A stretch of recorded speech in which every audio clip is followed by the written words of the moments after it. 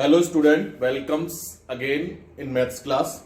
बेटा अपना जो रनिंग टॉपिक है वो कोनिक सेक्शन चल रहा था। तो कोनिक सेक्शन को अच्छे से स्टडी करने के लिए एक इंपॉर्टेंट पॉइंट है कि जनरल क्वाड्रेटिक इक्वेशन। तो जनरल क्वाड्रेटिक इक्वेशन को अपन पहले स्टडी करेंगे, इससे रिलेटेड क्वेश्चन अपन को आगे कंपटीशन में मिलते हैं। और जब तक जनरल क्वाड्रेटिक इक्वेशन अपन अच्छे से स्टडी नहीं करेंगे तो कोनिक सेक्शन भी समझ में नहीं आना। तो आज पहले इस कोनिक सेक्शन के लिए जनरल क्वाड्रेटिक इक्वेशन को समझना जरूरी है। तो जनरल क्वाड्रेटिक इक्वेशन है क्या कि ax square plus 2hxy plus by square plus 2gx plus 2fy plus c equals to 0, where a coefficient of x square, 2h coefficient of xy, b coefficient of y square, 2g coefficient of x, 2f coefficient of y and c constant है। Okay, एक statement है बेटा abc plus 2fgh minus af square minus bg square minus ch square. तो जैसे यहां पर ही मैंने तो लीनियर इक्वेशन लिख रखे हैं, बहुत ध्यान से सुनेंगे, काफी इंपॉर्टेंट टॉपिक है ये, और इसके बिना कोनिक सेक्शन आना भी नहीं है ढंग से, तो ध्यान से सुनते रहना। ये दो लीनियर इक्वेशन है कि x plus y minus 2 equals to 0 and x plus 2y plus 1 is equals to 0। इन दोनों इक्वेशंस को मल्टीप्लाई किया, मल्टीप्लाई करने पर ये इक्वेशन अपन को मिला। इस इक्वेशन को इससे कंपेयर करें जरा, तो ये x square plus 3xy plus 2y square minus x minus 3y minus 2 is equal to 0। तो आपको दिख रहा है ये इक्वेशन इसी फॉर्म में है ना, क्लियर। तो ये जनरल क्वाड्रेटिक इक्वेशन मिला, कब मिला? जब इन दोनों लीनियर इक्वेशंस को मल्टीप्लाई किया। तो ये जो जनरल क्वाड्रेटिक इक्वेशन है, कई कंडीशंस में तो पेयर ऑफ लीनियर इक्वेशन को शो करता है। आप ये बोल सकते हो ये जो क्वाड्रेटिक इक्वेशन है वो इन दोनों इक्वेशन का कंबाइंड इक्वेशन हो गया, यानी पेयर ऑफ लीनियर इक्वेशन को शो कर रहा है। तो यही जनरल क्वाड्रेटिक इक्वेशन कई कंडीशंस में कोनिक सेक्शन को शो करता है। वापस सुनेंगे, जनरल क्वाड्रेटिक इक्वेशन, ये आपको याद रखना पड़ेगा। जनरल क्वाड्रेटिक इक्वेशन कुछ कंडीशंस में तो पेयर ऑफ लीनियर इक्वेशंस को शो करता है और कुछ कंडीशंस में कोनिक सेक्शंस के इक्वेशन को शो करता है। तो किन कंडीशंस में तो ये पेयर ऑफ लीनियर इक्वेशन को शो कर रहा है और किन कंडीशन में कोनिक सेक्शन को शो कर रहा है, ये जरूर जानना है अपन को। तो सबसे पहले इसको स्टडी करें अगर अपन, तो यहां एक्स वाई का कोएफिशिएंट 3 है, तो 2h is equals to 3, then h is equals to 3/2। X square का कोएफिशिएंट 1, तो a is equals to 1। y square का कोएफिशिएंट 2, तो बेटा v is equals to 2। Okay, and x का कोएफिशिएंट -1, तो 2g is equals to -1, g is equals to -1/2। 2f यानी coefficient of y -3, तो y equals to -3/2 and c is equals to -2। Clear. ये जो delta statement मैंने लिख रखा है abc plus 2fgh minus af square minus vg square minus ch square, इसमें abc fgh and c की वैल्यू पुट किए। क्लियर। सॉल्व किया, कितना आ गया? 0। तो डेल्टा इज इक्वल्स टू 0। तो अगर जनरल क्वाड्रेटिक इक्वेशन में ये स्टेटमेंट अगर 0 आ जाए तो वो जनरल क्वाड्रेटिक इक्वेशन जो होगा वो लीनियर पेयर को शो कर रहा होगा।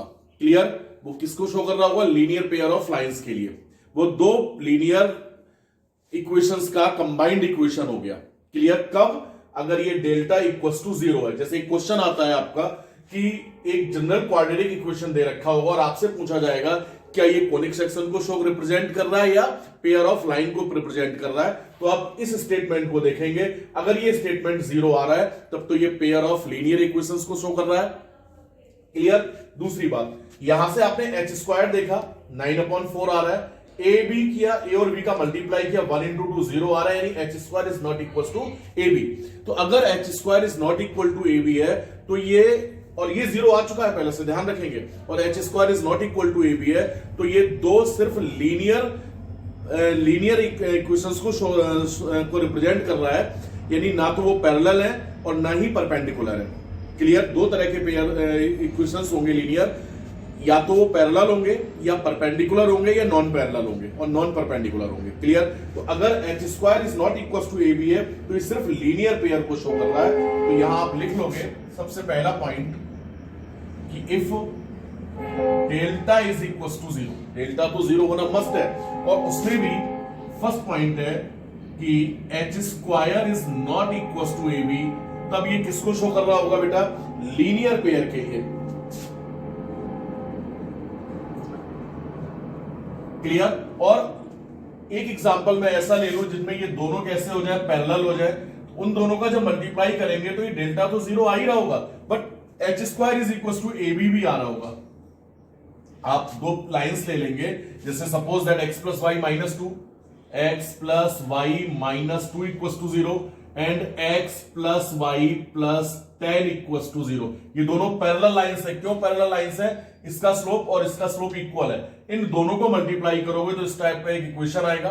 क्लियर? और उस इक्वेशन में आप देखेंगे कि H square is equal to A B आ रहा होगा। तो अगर H square is equal to A B है तो आप क्या कहेंगे कि जो जनरल क्वाड्रेटिक इक्वेशन है वो पैरेलल लाइंस के पेयर को शो कर रहा है।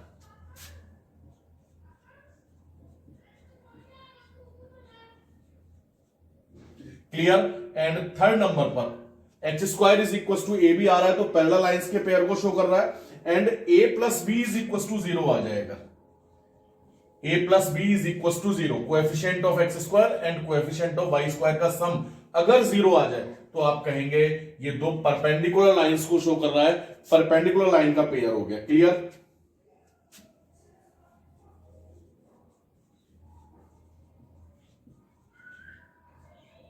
Perpendicular line pair. ओके, तो याद रखेंगे कि जनरल क्वाड्रेटिक इक्वेशन है वो डेल्टा इक्वल टू जीरो होने की कंडीशन में तो पेयर ऑफ लाइंस को शो करता है, और पेयर ऑफ लाइंस में भी ये तीन सिचुएशंस आ चुकी हैं। H square is not equal to A B तो सिर्फ लीनियर पेयर है, H square is equal to A B parallel lines का पेयर है, and A plus B is equal to zero तो परपेंडिकुलर लाइंस का पेयर है। And अगर H square, वापस सुन लेंगे सेकेंड नंबर पर, कि अगर ये जो डेल्टा है is not equal to zero आ जाए, delta is not equal to zero आ जाए, तब ये कोनिक सेक्शन को शो करेगा। किसको शो करेगा? कोनिक सेक्शन के लिए। ओके, अगर delta is equal to zero, pair of lines,